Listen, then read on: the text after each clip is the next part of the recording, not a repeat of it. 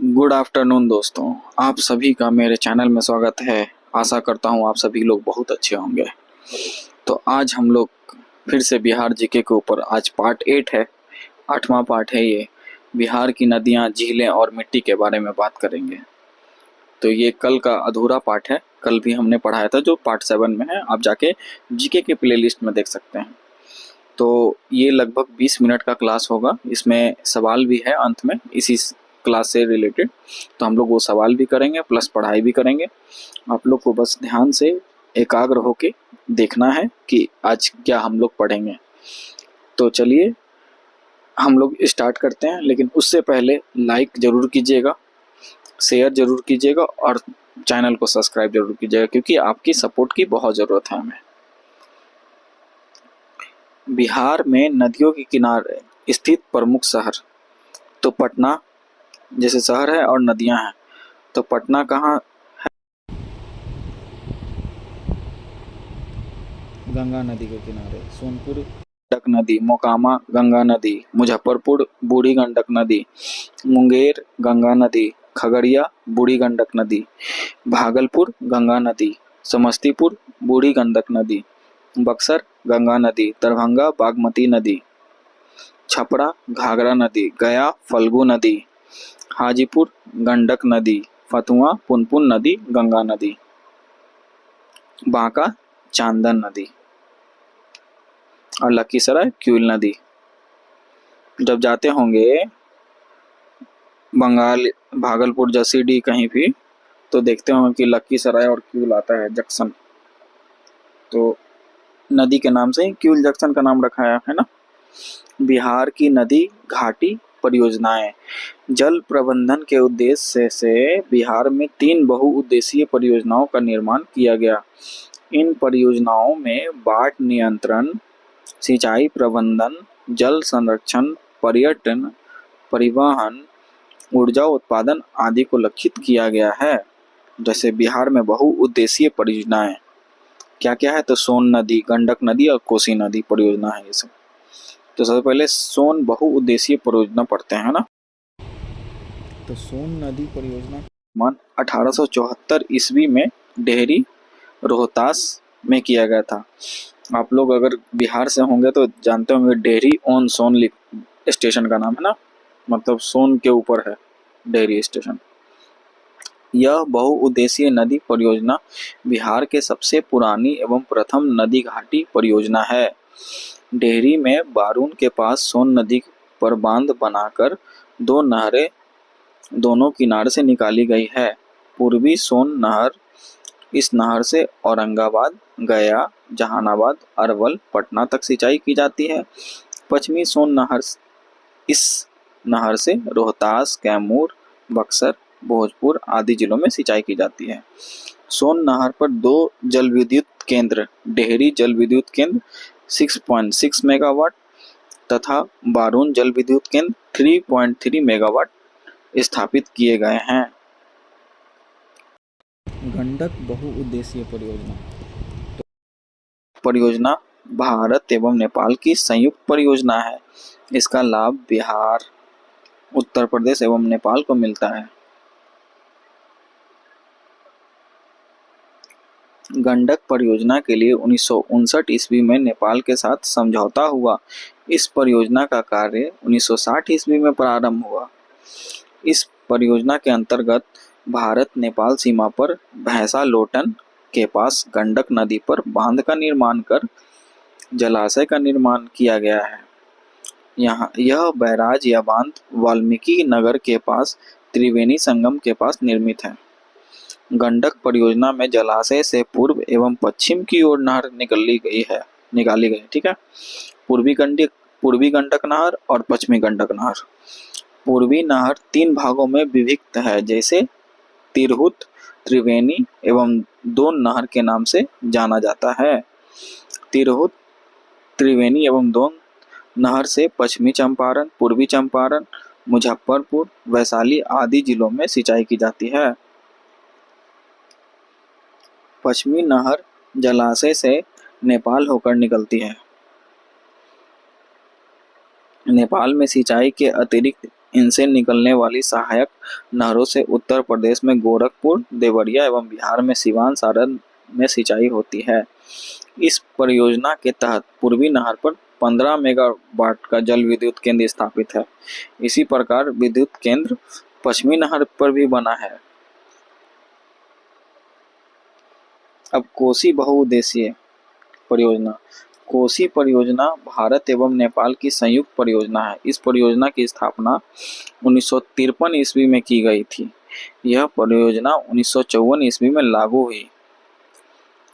53 में स्थापना किया गया था, 54 में लागू हुआ था। ठीक है, ये ध्यान से याद रखिएगा।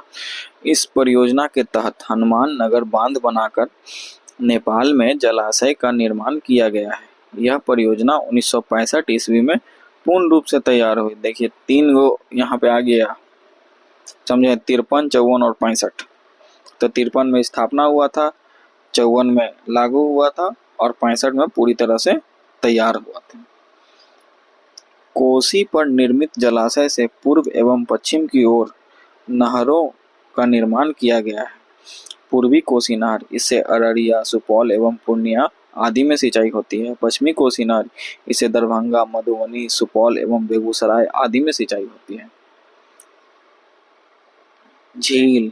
अब बिहार की प्रमुख झीलें क्या क्या है, तो चलिए 2 प्रकार की झील है। एक है गोखुर झील, एक है प्राकृतिक झील। तो पहले हम लोग गोखुर झील देख लेते हैं। झील है और जिला है, कहाँ पे मतलब है, तो कांवर झील ये बेगूसराय में है। गोगा बिल या घोगा बिल ये कटिहार में है। कुशेश्वर झील दरभंगा में है, जो कुशेश्वर स्थान पढ़े होंगे आप लोग कभी। सिमरी झील सहरसा। जगतपुर झील भागलपुर। मोती झील मोतिहारी पूर्वी चंपारण। सरैया मन बेतिया पश्चिमी चंपारण। पिपरामन मोतिहारी पूर्वी चंपारण। अब प्राकृतिक झील क्या क्या है, तो घोरा कटोरा झील राजगीर नालंदा में है। अनुपम झील कैमूर में है। मुचलिंडा झील बोधगया गया जी में है। नागी झील जमुई में है और नकटी झील जमुई में है। बिहार की प्रमुख नहरें। नहर, नदी और लाभान्वित क्षेत्र, तो त्रिवेणी गंडक, तिरहुत गंडक, दोन गंडक। तो इन तीनों से लाभान्वित कौन सा क्षेत्र है, तो पश्चिम चंपारण, पूर्वी चंपारण, मुजफ्फरपुर, वैशाली। उसके बाद पूर्व कोसी नदी है कोसी, अररिया, सुपौल, पूर्णिया। पश्चिमी कोसी नदी है कोसी, दरभंगा, मधुबनी, सुपौल, राजपुर कोसी, राजपुर भी कोसी का है, सहरसा, मधेपुरा और बेगूसराय। पूर्वी सोन, ये सोन नदी है, औरंगाबाद, जहानाबाद, पटना, गया, अरवल। पश्चिमी सोन, ये भी सोन नदी में है, रोहतास, भोजपुर, कैमूर, बक्सर। अब जलप्रपात। जब नदी की ढाल में अकस्मात परिवर्तन आने से नदी तीव्र वेग से पहाड़ से नीचे गिरती है तो उसे जलप्रपात कहा जाता है। बिहार में प्रमुख जलप्रपात, बहुत कम जलप्रपात है लेकिन है। जैसे जलप्रपात और जिला क्या है, तो ककोलत जलप्रपात ये नवादा में है। फिर दुर्गावती जलप्रपात ये रोहतास में है। कशिश जलप्रपात रोहतास। धुआं कुंड जलप्रपात रोहतास। मंझर कुंड जलप्रपात रोहतास।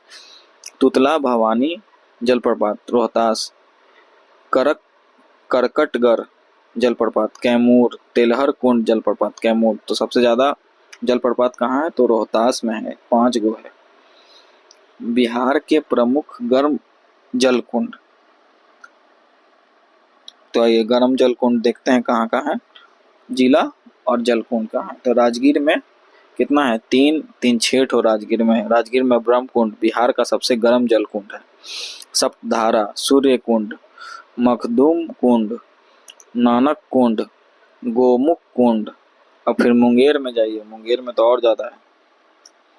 मुंगेर में लक्ष्मण कुंड, सीता कुंड, रामेश्वर कुंड, ऋषि कुंड, जन्म कुंड, भीमा बांध, श्रृंगार ऋषि कुंड, भरारी कुंड, पंचतर कुंड। ठीक है, तो यहाँ कितना है, 3, 3, 6, 3, 9 कुंड है मुंगेर में। गया में अग्नि कुंड है, एक ही कुंड है गया में। बिहार की मिट्टी के बारे में आप जानेंगे। पृथ्वी की ऊपरी सतह पर फैले मोटे, माध्यम और बारीकी कार्बनिक तथा अकार्बनिक मिश्रित कणों को मृदा या मिट्टी कहते हैं। मृदा का निर्माण चट्टानों के टूटने फूटने तथा इनमें भौतिकी और रासायनिक परिवर्तनों के फलस्वरूप होता है। मृदा के निर्माण से स्थलाकृति, वर्षा, आर्द्रता, तापमान, प्राकृतिक वनस्पति आदि की मुख्य भूमिका होती है। मृदा के अध्ययन को मृदा विज्ञान पेडोलॉजी कहते हैं। विश्व मृदा दिवस 5 दिसंबर को मनाया जाता है। ठीक है, ये भी याद रखिएगा, विश्व मृदा दिवस कब मनाया जाता है, तो 5 दिसंबर। बिहार एक मैदानी राज्य है। लगभग 90% क्षेत्र में जलोढ़, अपोढ़, कछारी मिट्टी पाई जाती है। बिहार में मिट्टी को उत्तर बिहार एवं दक्षिण बिहार में निम्नलिखित रूप में विभाजित किया गया है। तो देखिए, उत्तर बिहार की मिट्टी और दक्षिण बिहार की मिट्टी। उत्तर बिहार की मिट्टी पर्वत पदीय मिट्टी होता है, तराई मिट्टी होता है, पुरानी जलोढ़ बांगर मिट्टी होता है, नवीन जलोढ़ खादर मिट्टी होता है। और दक्षिणी बिहार की मिट्टी टाल मिट्टी, कागड़ी मिट्टी, पुरानी जलोढ़ केरल केवाल मिट्टी, लाल पीली बलथर मिट्टी। चलिए अब उत्तर बिहार का मिट्टी में आते हैं। उत्तर बिहार की मिट्टी का निर्माण हिमालय से निकलने वाली गंगा, गंडक, बूढ़ी गंडक, कोसी, महानंदा एवं उसकी सहायक नदियों से हुआ है। उत्तर बिहार की मिट्टी को 4 उपवर्गों में बांटा गया है। पर्वत पदीय मिट्टी, इसको पिडमॉन्ट बोलते हैं। ठीक है, यह मिट्टी पश्चिमी चंपारण के उत्तरी पश्चिमी भाग के सोमेश्वर श्रेणी के आसपास पाई जाती है। इस क्षेत्र में अधिक वर्षा होने के कारण मृदा में अधिक नमी पाई जाती है और यह अधिक उपजाऊ होती है। यह मृदा मुख्य रूप से धान एवं गन्ने की खेती के लिए अनुकूल होती है। अब तराई मिट्टी। इस मिट्टी का विस्तार बिहार के उत्तरी सीमा पर पश्चिम में चंपारण से लेकर पूर्व में किशनगंज तक 5 से 7 किलोमीटर चौड़ी पट्टी में है। इस मिट्टी में कहीं कहीं कंकर और रेत की मात्रा अधिक पाई जाती है तथा कई जगहों पर दलदली भूमि का भी विकास हुआ है। यह मिट्टी हल्के भूरे या पीले रंग की होती है। यह मिट्टी धान, पटसन और गन्ने की खेती के लिए अनुकूल होती है। पुरानी जलोढ़ बांगर मिट्टी। इस मिट्टी का विकास उन क्षेत्रों में होता है जहां बाढ़ का पानी प्रतिवर्ष नहीं पहुंच पाता है। ठीक है, इस मिट्टी का विस्तार मुख्यतः घाघरा, गंडक, दोआब और बूढ़ी गंडक के पश्चिमी भाग में है। इसका विस्तार पूर्णिया, सहरसा, दरभंगा, मुजफ्फरपुर आदि क्षेत्रों में है। इस मिट्टी को बाल सुंदरी मिट्टी भी कहा जाता है। किसको बाल सुंदरी मिट्टी कहा जाता है, तो पुनारी जलोढ़ को। ठीक है, इस मृदा में चूना और पोटास की अधिकता तथा फास्फोरस और नाइट्रोजन की कमी होती है। इसकी प्रकृति क्षारीय होती है। इसमें मुख्य रूप से धान, गेहूं, मक्का, तंबाकू, गन्ना उगाए जाते हैं। नवीन जलोढ़ खादर मिट्टी। नदियों द्वारा प्रति वर्ष लाए गए अवसादों से खादर मिट्टी का निर्माण होता है। इस मिट्टी का विस्तार गंगा, गंडक, बूढ़ी गंडक, कोसी, महानंदा की निचली घाटी में है। इस मिट्टी का रंग गहरा भूरा होता है तथा इसमें बालू एवं चीका क्ले की प्रधानता होती है। इस मिट्टी में नाइट्रोजन की कमी पाई जाती है। यह मिट्टी अत्यधिक उर्वर होती है जिसमें पर्याप्त सिंचाई होने पर धान, गेहूँ, जूट, मक्का आदि का पैदावार अच्छा होता है। अब हम लोग पढ़ेंगे दक्षिण बिहार की मिट्टी। तो दक्षिण बिहार की मिट्टी का विस्तार गंगा नदी तथा छोटा नागपुर पठार के मध्य है। मिट्टी की संरचना के आधार पर दक्षिण बिहार की मिट्टी को 4 भागों में वर्गीकृत किया गया है। टाल मिट्टी। टाल निम्न भूमि का क्षेत्र होता है जो वर्षा ऋतु में जल प्लवाहित रहता है। टाल मिट्टी का विस्तार गंगा के दक्षिणी तट पर बक्सर से भागलपुर तक 8 से 10 किलोमीटर चौड़ी पट्टी में है। यह मिट्टी मोटे कणों वाली धूसर रंग की एक एवं भारी मिट्टी होती है। इस मिट्टी में रबी फसलें अच्छी होती हैं तथा यह क्षेत्र दलहन उत्पादन के लिए प्रसिद्ध है। कागड़ी मिट्टी गंगा नदी के दक्षिणी तट पर एवं सोन, फल्गु, पुनपुन, क्यूल नदियों के किनारों पर इस मिट्टी का विस्तार है। इसकी उर्वरा शक्ति कुछ कमजोर होती है। यह मिट्टी मोटे अनाज एवं सब्जी के उत्पादन के लिए जानी जाती है। इस मिट्टी में उगाई जाने वाली प्रमुख फसलें मक्का, सरसों, मिर्च आदि है। पुरानी जलोढ़ केरल केवाल मिट्टी इस मिट्टी का विस्तार बक्सर, उत्तरी गया, पटना, नालंदा, मुंगेर से लेकर भागलपुर तक है। इस मिट्टी का उर्वरा शक्ति अधिक होता है तथा इसमें जल सोखने की क्षमता भी अधिक होती है। इस मिट्टी का रंग गहरा भूरा, पीला एवं हल्का होता है। इस मिट्टी में उगाई जाने वाली प्रमुख फसलें मक्का, धान, बाजरा, आलू, अरहर, गेहूं आदि है। लाल पीली बलथर मिट्टी पश्चिम में कैमूर, रुक जाइए थोड़ा सा ब्राइटनेस बढ़ा लेता हूँ। पश्चिम में कैमूर श्रेणी से निकट पूर्व में राजमहल की उच्च भूमि तक 8 से 15 किलोमीटर चौड़ी पट्टी में इस मिट्टी का विस्तार है। यह मिट्टी जमुई, मुंगेर, खड़गपुर पहाड़ी क्षेत्र, बांका, नवादा और औरंगाबाद में पठारी क्षेत्र में पाई जाती है। इस मिट्टी में रेत एवं कंकड़ की बहुलता होती है एवं इसकी उर्वरा शक्ति काफी कम होती है। इस मिट्टी में जल संग्रहण की क्षमता भी कम होती है। जिसमें रेत और मिट्टी रहेगा तो उसका तो मतलब कम ही रहेगा ना, क्योंकि उसमें जल रुकेगा ही नहीं। लौह तत्व की प्रधानता के कारण यह लाल रंग की होती है तथा इसकी प्रकृति अम्लीय होती है।